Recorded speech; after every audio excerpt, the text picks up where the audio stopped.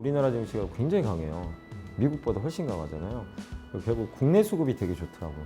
개인 투자들도 주식을 꽤 샀지만 특히 연기금이 굉장히 많이 샀죠. 이런 거죠. 외국인이 진짜 들어오기 시작하면 이제 급등장이 나오는 거예요, 진짜.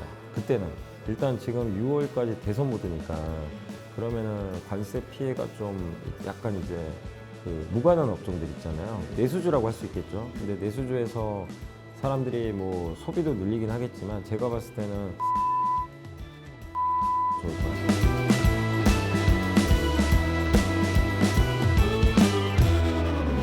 트럼프 대통령이 일으킨 관세 이슈가 시장의 불안성을 가중시키는 가운데 최근에 미중 간의 관계가 생각보다 빠르게 완화될 수 있다라는 이슈도 들려오고 있습니다. 또한 파월 의장에 대한 해임 이슈도 어느 정도 완화되고 있는데요. 이런 상황에서 우리가 어떤 점을 바라봐야 되고 어떤 관점에서 투자 포인트를 잡아야 될지 오늘 살펴보도록 하겠습니다.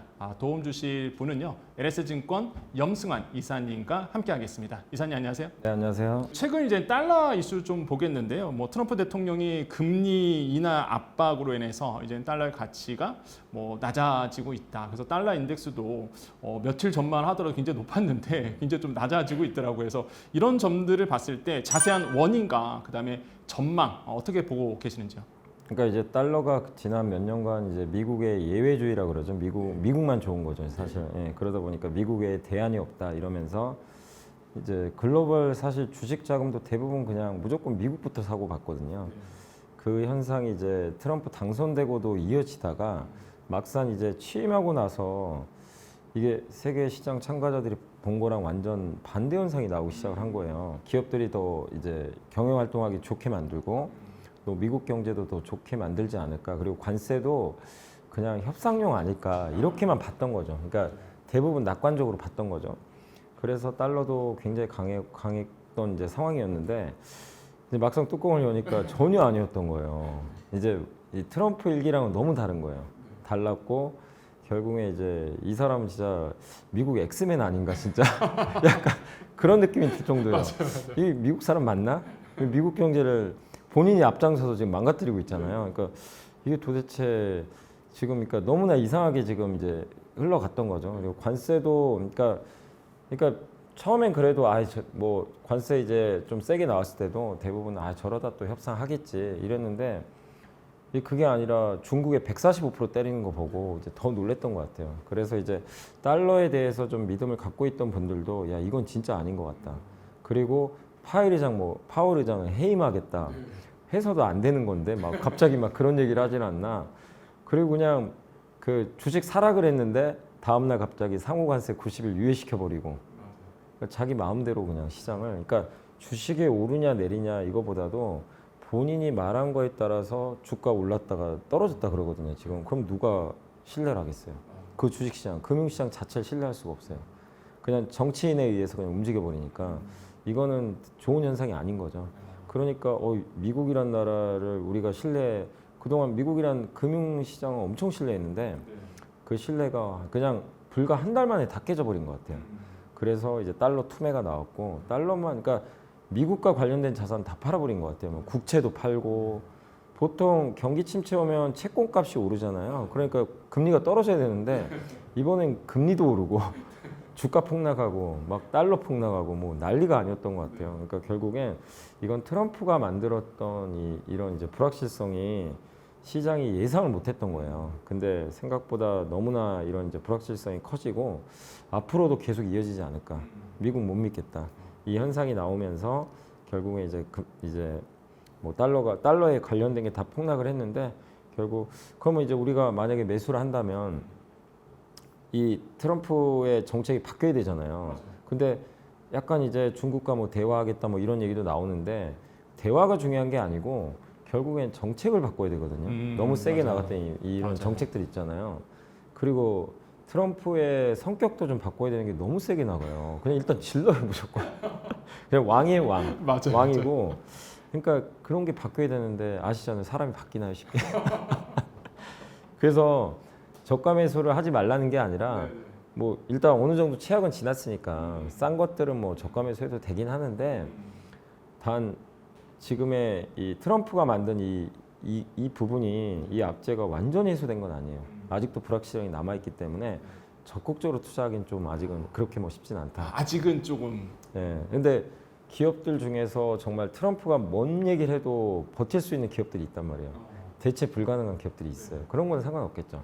근데 트럼프에 휘둘리거나 이럴 수 있는 기업들, 뭐 그런 기업들은 어쨌든 뭐 단기적으로의 반등은 나오겠지만 뭔가 지금 적극적으로 막 이거를 하기는 좀 쉽지 않은 그런 상황인 것 같아요. 달러 약세가 나오고 원화 강세 현상이 나온다 그러면 외국인들이 이제 조금 우리 시장에 관심을 갖지 않을까 이런 어떤 분위기를 보고 계시는 분도 계실 것 같아요. 개인 투자자 분들 중에서. 그럼 어떻게 보고 계세요? 이게 맞는 전략일지. 근데 요즘에 이제 지금 우리나라 원달러 환율이 아직도 높아요. 아직도 1,420원, 30원 하니까 제 생각에는 외국인들이 들어올 만도 하거든요. 지금 이제 관세 전쟁도 정점은 지났고 미국이 안 좋으면 달러를 파는 대신 다른 나라를 사거든요, 보통.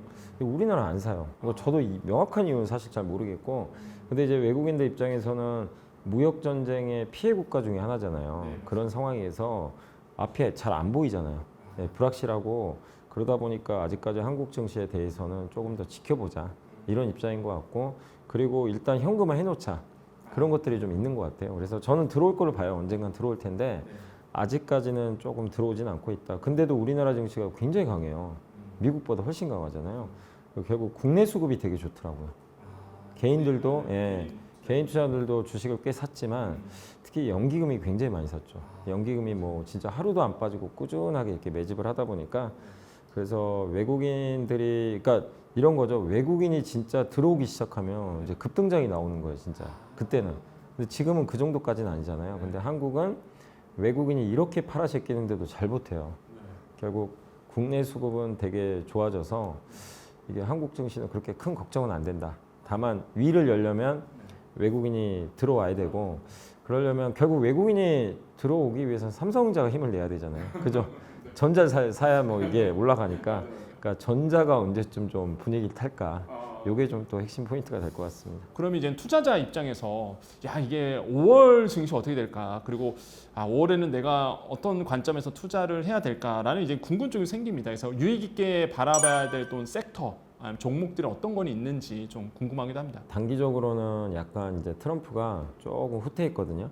중국과도 협상을 할 것 같고 그런 거 보면 이제 관세 피해주가 올라가겠지만 근데 여기가 주도주가 될 수는 없어요. 아직은.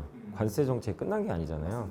그래서 일단 지금 6월까지 대선 모드니까 그러면은 관세 피해가 좀 약간 이제 그 무관한 업종들 있잖아요. 그 안에서 뭐 흔히 내수주라고 할 수 있겠죠. 근데 내수주에서 사람들이 뭐 소비도 늘리긴 하겠지만 제가 봤을 때는 지금 안 좋았던 내수주 중에서 좋아질 게 뭐가 있을까? 이걸 좀 찾아보니까 제 생각에는 일단 증권주하고 증권주, 건설주가 좋을 것 같아요. 건설주. 증권 건설. 네. 이쪽을 좀 짧게 보지 마시고. 왜냐하면 이유가 있어요. 증권주는 일단은 지금 뭐 실적도 나쁘진 않지만 배당도 많이 주고 고배당주 매력이 있고 그 다음에 변동성이 생기면 오히려 거래가 많이 늘어나서 시장이 좋은 건 아니지만 어쨌든 뭐 수수료 수입도 늘어나게 되고 또 거기다가 지금 PF 문제도 좀 많이 완화가 됐고 그다음 수익 구조가 되게 안정감을 많이 찾았더라고요. 대형사 보니까 그런 것도 있고 그리고 지금 뭐 최근에 대선 후보들 얘기 들어보면 대부분 부동산 값 올리겠다는 사람은 없잖아요. 대놓고 그죠? 당연히 안 그러죠. 그런 사람이 어디 있겠어요. 맞아요. 근데 주가 올리겠다는 맞아요. 사람 예, 많아요. 예. 그죠? 주가 왜냐하면 우리나라 주식시장이 너무 할인 받으니까 뭐 아시겠지만 이재명 전 대표는 5천 보내겠다. 근데 여러분도 아시겠지만 5천 얘기한 사람이 한두 명이 아니었어요. 제발 누구든 간에 제발 5천까지 올려주면 얼마나 좋겠습니까만. 이 얘기는 뭐냐면 지금 정치인들은 주가 부양을 하는 것도 하나의 정말 중요한 이슈예요. 주식 투자하는 사람이 워낙 많기 때문에. 그래서 이런 건 증권업종이 좋은 거거든요. 그리고 상법 개정도 저는 다시 할 것 같아요. 그래서 증권업종한테는 분위기가 좀 나쁘지 않다. 주가도 싸고 그게 있고 건설업종은 지난 몇 년간 안 좋았지만 이제 비쌌던 자재비가 완화되고 있고 금리 인하 기조고 지난 3년 동안 아파트 공급을 못 늘렸어요. 이제 늘려야 되거든요. 이제부터. 그래서 아마 착공이 늘어날 거예요. 그런 거 보면 건설도 관세랑 무관하잖아요. 무관하고 또 거기에 지금 전 세계적으로 원전 건설 많이 할 것 같아요. 제가 봤을 때는. 그리고 이번에 뭐 그 원래 민주당 같은 경우는 탈원전인데 이 정책 좀 바꾼 것 같더라고요. 예, 탈원전이 아니니까 원전에 대한 리스크도 좀 줄어들면 원전 건설하는 회사가 보통 건설주가 해주거든요. 이제 원전 발전소 지을 때 그래서 이런 원전과도 연결이 돼 있기 때문에 저는 건설업종 올해 이제 주택 시장도 괜찮아질 것 같고 근데 그런 거에 비하면 이제 건설업종이나 증권업종은 사람들이 선호를 안 하죠. 너무 이제 답답하고 뭐 저희가 성장하는 업종 맞나 이렇게 이제 생각을 하니까 근데 어쨌든 증권은 배당 매력이 있고 상법 개정 이슈 또 건설은 이제 업황이 3년 만에 드디어 턴어라운드 하는 거 이런 거 본다면 저는 좀 괜찮지 않나 이렇게 보고 있고 또 한 가지가 이제 그 종합상사 있잖아요. 상사주들도 한번 볼만할 것 같아요. 네, 왜냐하면 그 지금 어쨌든 전 세계 무역 기조가 이게 무역 기조가 좀 이렇게 쪼그라들라 그러잖아요. 막 보호 무역으로 가니까. 근데 그런 상황에서는 우리 상식적으로 생각 무역이 주는데 왜 상사가 좋지 이럴 수 있잖아요. 근데 아시겠지만 워런 버핏은 상사주 많이 샀잖아요. 일본 5대 상사. 100년간 이 번영할 기업이래요. 상사주를. 왜 그랬을까? 이걸 생각해 보니까 이게 보통 이제 이런 거죠. 그 무역 활동을 할 때는 이제 자유무역일 땐 대부분 중국에 공장이 있고 루트가 그냥 정해져 있어요. 미국 아이폰 공장이 중국에 있죠. 여기서 만들어서 그냥 보내면 돼요. 상사가 뭐 할 게 없어요. 그냥 정해져 있기 때문에 루트가. 근데 무역 상사의 역할이 이게 끊어진 공급망을 연결해 주는 거거든요. 그러니까 옛날에 그 코로나 터졌을 때, 전쟁 났을 때 뭔가 어디가 이게 깨지죠. 근데 무역 상사는 자기 루트들이 다 있어요. 그걸 메꿔줘요. 아 여기 안 되면 절로. 네. 근데 지금은 어떻죠? 지금 트럼프는 무역을 막 지금 완전히 공급망을 깨려고 그러잖아요. 근데 이런 식의 종합 상사가 할 역할들이 더 많아질 수밖에 없다. 네. 그리고 종합 상사들은 자원 개발도 많이 해놨죠.